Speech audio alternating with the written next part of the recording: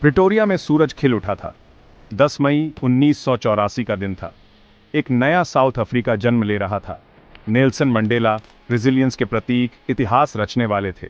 हवा में एक्साइटमेंट थी। दुनिया देख रही थी, सांसें थामे। मंडेला बहुत ऑनर्ड फील कर रहे थे। दुनिया भर के लीडर्स इकट्ठा हुए थे। वो डेमोक्रेसी का सवेरा देखने आए थे। उन्होंने उन लोगों के चेहरे देखे जो उनके साथ लड़े थे।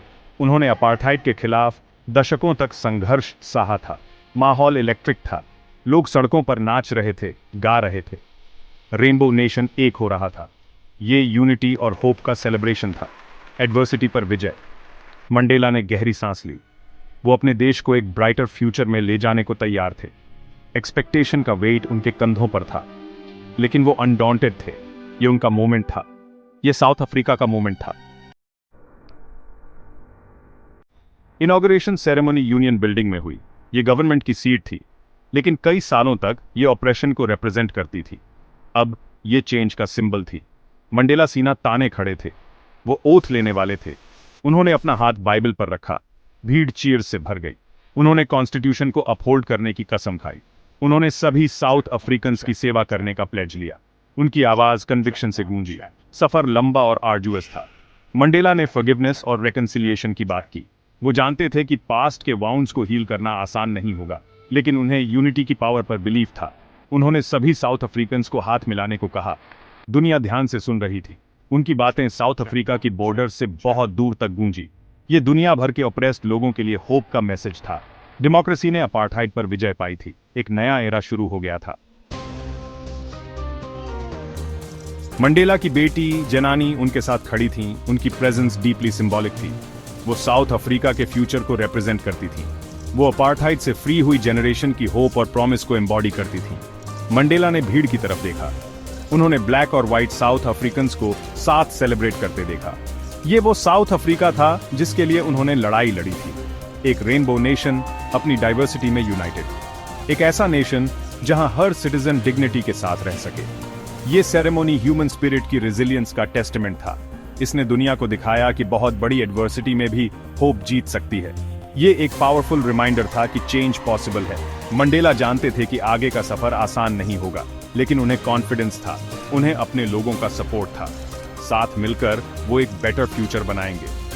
ऑपरेशन से फ्री एक फ्यूचर, एक ऐसा फ्यूचर जहां सभी साउथ अफ्रीकन्स प्रॉस्पर कर सकें। सेक्शन 4, ईगल सोर, अपार्थाइड क्रम्बल्स। जैसे ही मंडेला ने अपना स्पीच खत्म किया, मिलिट्री जेट्स ऊपर से उड़ान भर गए। उनके पीछे नए साउथ अफ्रीकन फ्लैग के कलर्स में स्मोक के निशान छूट रहे थे। ये यूनिटी और स्ट्रेंथ का पावरफुल डिस्प्ले था। पुराना गार्ड चला गया था। जेट्स नए साउथ अफ्रीकन मिलिट्री की माइट को रिप्रेजेंट करते थे। एक ऐसी मिलिट्री जो कॉन्स्टिट्यूशन के प्रति अलीजेंस रखती थी। एक ऐसी मिलिट्री जो रेस की परवाह किए बिना अपने सभी सिटीजन्स को प्रोटेक्ट करेगी। क्राउड अप्रूवल से गूंज उठी। ये अब उनकी एयरफोर्स थी, उनकी हार्ड वन फ्रीडम का सिंबल। उन जेट्स का साइट उन्हें प्राइड से भर देता था। उन्होंने ओवरकम कर लिया था। वो फ्री थे। मंडेला ने सल्यूट में अपनी मुट्ठी ऊपर उठाई। उनकी आंखें खुशी के आंसुओं से चमक रही थीं। ये वो मोमेंट था जिसका उन्होंने ड्रीम करने की हिम्मत की थी। एक ऐसा मोमेंट जिसके लिए जनरेशंस ऑफ साउथ अफ्रीकन्स ने लड़ाई लड़ी थी और अपनी जान दी थी, और अब ये रियलिटी था। Section 5, Mandela's vision freedom's embrace. Nelson Mandela का इनॉग्रेशन अपार्थाइड के एंड को मार्क करता है। इसने साउथ अफ्रीका में इक्वालिटी और जस्टिस के एक नए एरा की शुरुआत की। यह दुनिया भर के ऑप्रेस्ड लोगों के लिए होप का बीकन था। प्रिजनर से प्रेसिडेंट तक का मंडेला का जर्नी लाखों लोगों के लिए इंस्पिरेशन था। उन्होंने दुनिया को फॉरगिवनेस और रेकंसिलिएशन की पावर दिखाई। उन्होंने प्रूव किया कि डीपली डिवाइडेड सोसाइटीज भी हील कर सकती हैं। लेकिन मंडेला जानते थे कि फ्रीडम की फाइट अभी खत्म नहीं हुई थी। उन्होंने एक ऐसे साउथ अफ्रीका के लिए काम करते रहने का वाव लिया जहां सभी सिटीजन्स के पास इक्वल अपॉर्चुनिटीज हों। एक ऐसा साउथ अफ्रीका जहां पॉवर्टी और इनइक्वालिटी खत्म हो जाए। उनका विजन क्लियर था। वो एक ऐसा साउथ अफ्रीका चाहते थे जहां हर बच्चा, चाहे उसका रेस या बैकग्राउंड कुछ भी हो, अपनी फुल पोटेंशियल तक पहुंचने का चांस पा सके। यही उनका ड्रीम था, और वो इसे रियलिटी बनाने के लिए डिटरमिन्ड थे।